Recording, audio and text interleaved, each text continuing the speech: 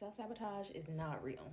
Why would you be trying to sabotage yourself? If you find yourself doom scrolling, even though you know that you shouldn't be because social media in excess is bad for your brain, if you find yourself overspending, if you find yourself overeating, if you find yourself procrastinating or pushing people away, if you find yourself in any negative habit loop that you feel like, oh my God, I just cannot get control of this, and you feel like it's self-sabotage, I'm here to tell you that it's not. You may feel that whatever you're doing is sabotaging you, but your brain, which is very smart and very adept at protecting you and helping you survive in this world, it does not feel that way. It has evolved over millions of years to help humans survive, and it does it through these 4 basic needs: to conserve energy, to avoid pain, to seek pleasure, and to have connection with others. I talked about that in yesterday's video, so you can go watch that. I talked about the habit loop and our 4 basic needs and why our brains make us do things that we feel like are out of alignment with our U 2.0 highest self's desires. But other than the habit loop that I discussed yesterday, which is essentially breaking these bad habits and essentially shutting off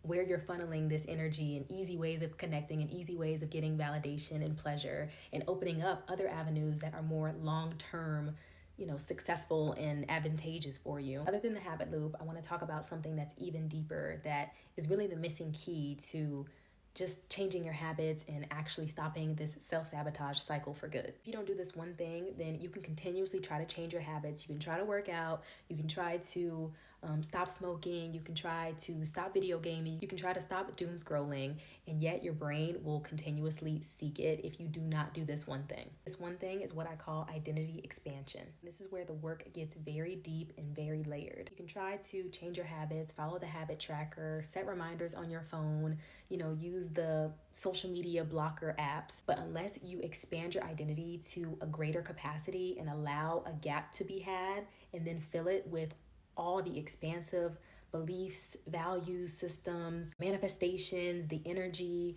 the inspired action, until you create an identity gap, you will continuously shrink back to your past identity and your old habits. This is why you may watch a bunch of YouTube videos about how to stop procrastinating, or you might chat GPT how to stop self-sabotaging or pushing people away, or how to stop doom scrolling, or how to stop whatever bad habit you feel like you have. It's because you have not created an identity gap. If your current identity, and you have to give these things a name, if your current identity is consumer, then you will constantly go back to over-consuming, overspending, overeating. That is your identity. Until you shift your identity into something that is more expansive, for example, something like conscious creator, and give yourself that identity gap, you will continuously keep shrinking back down to your previous identity, which will in turn make you do the exact same bad habits and self-sabotaging behaviors that you've been doing this whole time. This is the be, do, have principle, right? Most people work on the surface level. They just try to change their habits. And if you just work on the doing,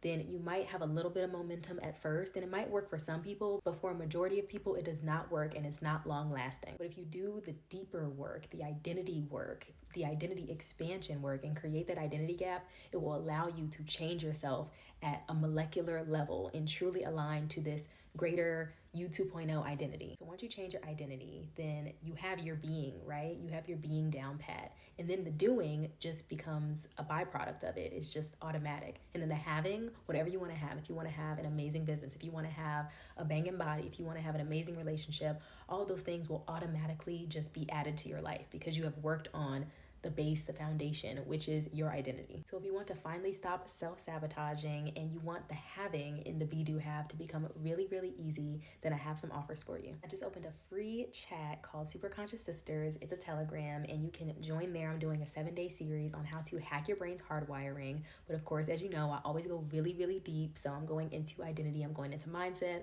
I'm going into emotional mastery. I'm going to dive really deep, and you're going to get everything you need just from there. But if you want some one-on-one support and connection, and you want to feel truly held and seen and heard and validated, and you want some one-on-one support and guidance, then I invite you to my quantum expansion call that's also in my beacons in my bio. If you really, really, really want to take the initiative and take the next step into U 2.0, into this new expansive identity, then you definitely need the Magical Morning Mindset Map. That is a document that I use every single day to expand into my next level self, to create that identity gap, to help me visualize, manifest, create, consciously create, and take inspired and aligned action towards creating this version of myself every single day. And that's what makes the having super easy and the doing super easy, because I'm already being that person right here and right now. It truly is a transformative document, especially if you feel like you struggle really hard with self-sabotaging or procrastination or not truly allowing yourself to be seen or heard. This really will allow you to like melt all of those limitations away. So I hope this helps, and I hope to see you on one of my offers. Bye.